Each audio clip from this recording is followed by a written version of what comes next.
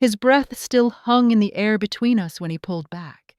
His eyes locked on mine with an intensity that suggested he was on the verge of revealing something vital. He didn't say much, just a low, firm command. "Stay here." Then he crossed the room and opened the door. I didn't move. I just watched because whatever this was, it felt far from over. Before we truly get into it, if you've been here with me before, go ahead and tap the like button and subscribe to the channel. It really does make a difference for us. And if you're new here, welcome. You've arrived at the perfect time. We're just getting started. I'm so glad you're here. Now, let's begin. His mouth met mine again, warm and steady. As I leaned into him, still close, my knees angled awkwardly toward his.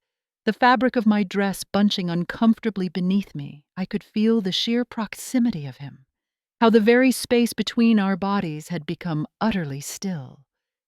His fingers paused in my hair, holding the moment in a pocket of quiet, while my own hands rested gently at the nape of his neck. I hadn't even registered how quickly I was breathing until my lungs began to slow, my focus narrowing to the almost imperceptible shift of his breath near my cheek. The room had faded into the background, the night outside, the earlier conversation, any plans we might have had. They had all been silenced beneath the profound weight of this stillness between us. He exhaled, a soft and intimate sound, and I found myself tilting toward him without a conscious thought. One of his hands lingered gently at my side, a point of contact, while the other moved to lift my chin, his touch pausing at my jawline until our eyes met again. They weren't just focused now, they were unreadable, measured, holding something back that he had not yet said out loud. "Stay right here," he said, his voice low and certain. He eased me into an upright position with steady, careful hands, and then crossed the room without another word. I didn't move from my spot on the couch. I sat there, my breath shallow, the same quiet still hanging in the air, as if reality hadn't yet caught up to what had just passed between us. I didn't call after him. I didn't shift my position. I just watched him reach for the handle of our apartment door. It opened, and his best friend stepped inside. He didn't flinch. He didn't laugh or even hesitate. He simply stood in the doorway, his expression as unreadable as a blank page, his eyes scanning the room methodically before they finally settled on mine. His gaze lingered, heavy and questioning, like he was waiting for the scene in front of him to make sense. "So, this is what we're doing now?" he asked, his voice improbably calm, laced with just a hint of detached amusement. I didn't answer. I didn't say a single word. My eyes darted from him to my husband, Caleb, and back again, a knot of something between uncertainty and a sharp, thrilling anticipation tightened in my chest.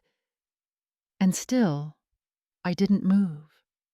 My hands clenched slightly in my lap, a small betrayal of my composure, but I remained perfectly still. The very air in the room felt heavier now, denser.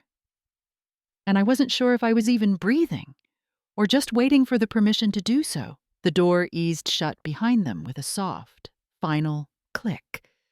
And now they were both in the room. One stood quietly by the door. The other, my husband, approached me again, carrying with him that same quiet intensity he hadn't lost since he'd first crossed the room. Caleb moved first. He stepped to my side without a word, positioning himself just close enough that I could sense his presence without any physical contact. His fingers reached for my face, not rushed, not forceful, just a gentle lift of my chin until our eyes were level. His touch hovered there as if he were about to say something more.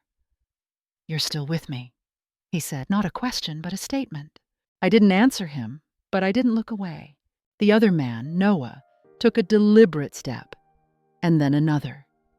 He stopped a few feet away from the couch, his gaze lingering not on any one thing, but shifting over the room before pausing on me again. His expression remained unreadable, not expectant, just watching. His hand lifted slowly, his fingers brushing a loose strand of hair away from my face. Then he hesitated, pulling back slightly, as if he wasn't sure if he should have touched me at all. I exhaled a slow breath, unsure if it was born of relief or something else entirely.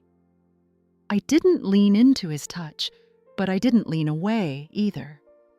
For a long moment, everything held perfectly still. My husband's hand came to rest lightly at my side, not pressing, not guiding, just there, a quiet reminder that he was a part of this too.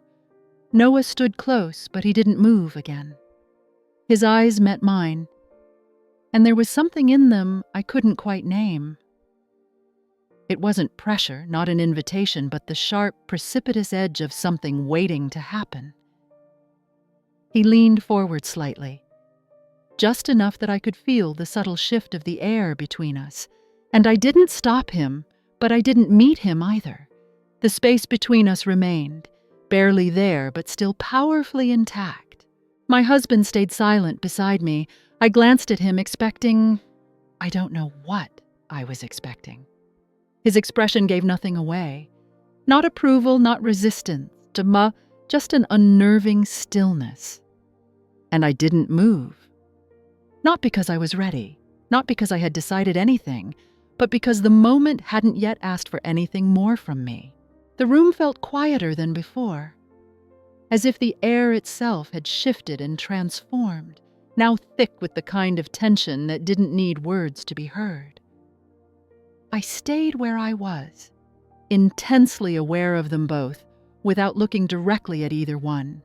I didn't know what they expected from me or if they expected anything at all. My husband stepped behind me, not touching, but his presence was a tangible thing. I could feel the pause in his breath more than the breath itself, the way his complete attention settled on me like a weight, but without any pressure. Across from me, his friend stood still, his gaze circling me as if he were trying to find the fundamental question buried underneath all of this. Neither of them said a word. And yet, the silence said everything. I rose slowly from the couch, not out of any sense of certainty, but because sitting still had become an impossibility. The air had grown too still, too charged to remain passive within it. I didn't look at one man over the other. I just stood, my arms hanging loosely at my sides, the silence stretching with me as I straightened to my full height. Their eyes were on me, not with hunger, not with judgment, but with something far quieter, something more profound.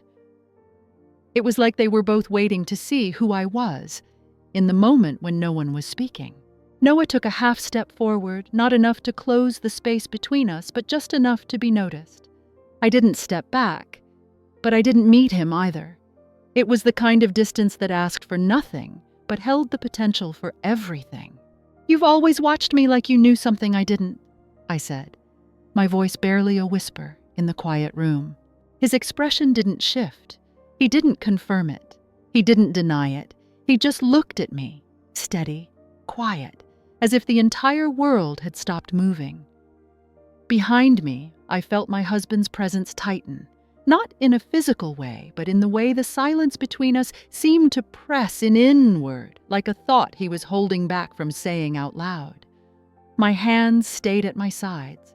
I didn't reach for anyone, and no one reached for me. "You've felt this coming, haven't you?" my husband asked from behind me. His tone wasn't accusing, nor was it tender. It was just a question. I didn't answer. I wasn't sure how to, so I chose not to. The room felt impossibly quiet now, like something had been paused in the very fabric of the air itself.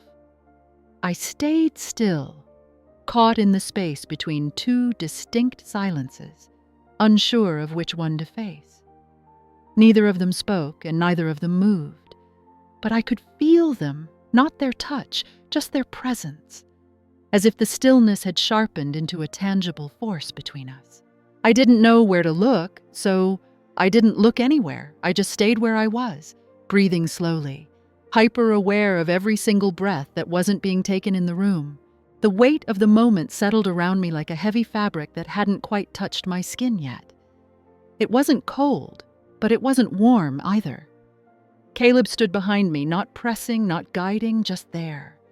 I could feel the shape of him in the space that I didn't step back into. Noah waited ahead, his gaze quiet, focused, not asking for anything, only watching, waiting. I moved without knowing why. I sat back down on the couch, slowly, grounding myself as if the physical motion might somehow steady the thoughts that my mind couldn't. Neither man reached for me, but neither looked away. Their attention moved with me, not as a signal, not as a form of pressure, but as if none of us were sure who would be the one to speak first. "You've both been so quiet," I said, more to fill the air than to actually hear my own voice. Still no answer. I glanced between them. My husband's eyes held something steady and deeply familiar. His friend's gaze had a strange softness to it that didn't feel like hesitation, but more like a conscious restraint. I couldn't name what I saw there, and I wasn't entirely sure I wanted to. The silence didn't break. It only bent gently, as if something unspoken had just shifted beneath its surface. I rose again, not from any sense of direction, just pure instinct. I stepped forward, then turned. Facing them both now, I felt completely exposed, but not because of my skin. It was because neither of them moved, and yet I felt fully and completely seen. My hands stayed at my sides. Their eyes held me in place, though neither man stepped closer. For a fleeting moment, I thought one of them might finally say something. But again, they didn't. They didn't have to. I took a breath, but it didn't feel full. I wasn't afraid. I wasn't sure of anything either. I was just present. Just listening to the quiet humming tension. Neither of them seemed willing to be the one to break it. "You felt it too," I said, my voice softer now. My husband didn't deny it. His friend didn't confirm it. But I could see the answer in the way they both stood, still perfectly balanced, as if none of us were ready to move. But all of us on some level already had. The air was still humming with something. Not urgency, not heat, just a question that none of us had found the words for yet. My fingers curled gently into fists at my sides. I didn't move closer. I didn't step back. I just let myself be seen, and that was enough. For now, that was all it had to be. Now, be honest with me. Do you wish you were there in that room too? If it were you, what would you have done in that moment when the door opened? Tell me what you think in the comments. I'll be reading every one. Thank you for listening. Please share your thoughts, like this video if you found it helpful, and subscribe for more.